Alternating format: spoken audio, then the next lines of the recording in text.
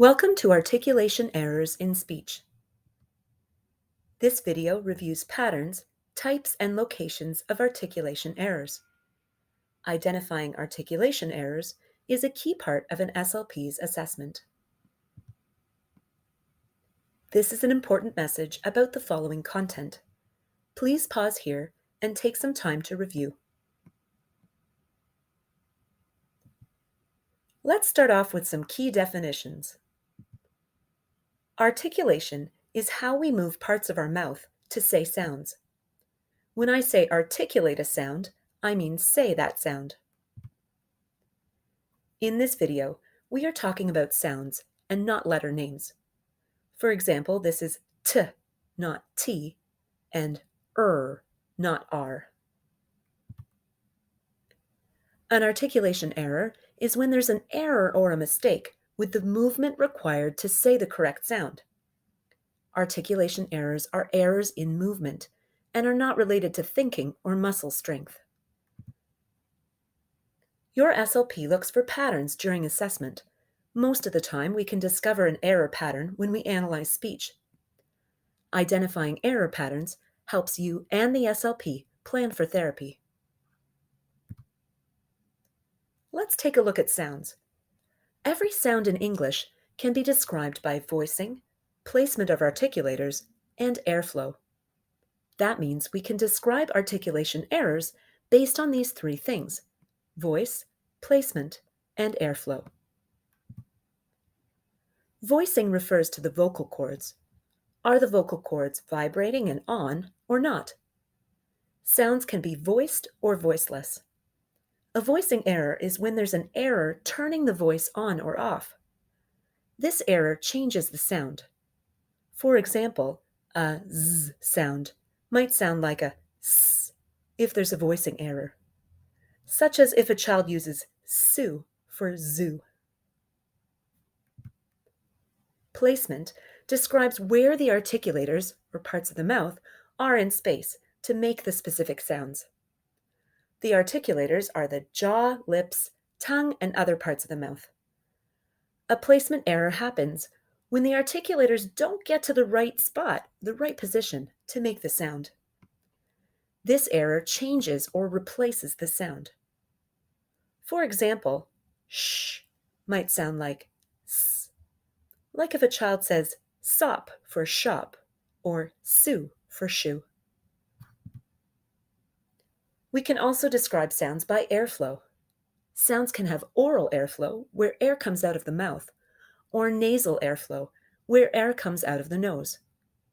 Airflow errors happen when the air doesn't get to the right spot, the right place to make the sound. This error changes or replaces the sound. For example, a speaker might sound slushy when too much air comes out of the sides of their mouth. Your SLP will use all this information and determine the accuracy and errors based on voicing, placement, and airflow. Articulation errors can also happen in different parts of the word, at the beginning, the middle, or the end of a word. Let's take a look at the word water. If a person says water, there's an articulation error at the beginning of the word. They're saying v instead of w. If the person says walker, there's an articulation error in the middle of the word, a k instead of t. And if the person says wata, there's an articulation error at the end of the word. They're not making that sound. We see different errors depending on how we are talking. Are we using the sound on its own, in a word, in a sentence, or in a conversation? In general, saying sounds on their own is when we will hear the least amount of errors. Saying sounds becomes harder as we go up these steps. We generally hear more errors as we go up the steps, with the most errors occurring in conversation. It's important to remember that speakers might be able to say the right sound in a word by itself, but then have a hard time doing this in a conversation. Your SLP will assess what level of talking is the right level to learn or practice sounds. So, what should you do if you hear an articulation error?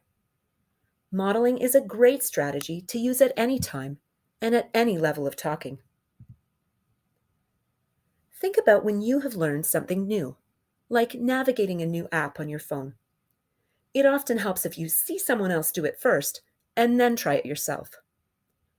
Modeling is when you do it first, you say the sound in a clear way to give the speaker an opportunity to hear the right sound. Modeling is about learning and listening. There's no pressure for the speaker to say the sound when we model. To model effectively, you can stretch the sound out. Listen to me stretch my S sound. Stretching the sound out is a way to model clear speech. You can slow the speech down. Listen to me do it. Slowing down is a way to model clear speech. You can say the sound slightly louder. Listen to me say the ch sound. You can choose to say a sound slightly louder to model clear speech. You can also show the sound. You can do this by ensuring that the speaker can see your mouth and slightly exaggerate the sound. Remember, modeling is about listening and learning, not about copying. You don't need to ask the speaker to repeat after you or expect that they will repeat. Modeling is a great strategy to use at any time, not just during specific speech practice or during therapy time. We have learned about types and locations of articulation errors. You can now work with your SLP to find some error patterns. Thank you for watching.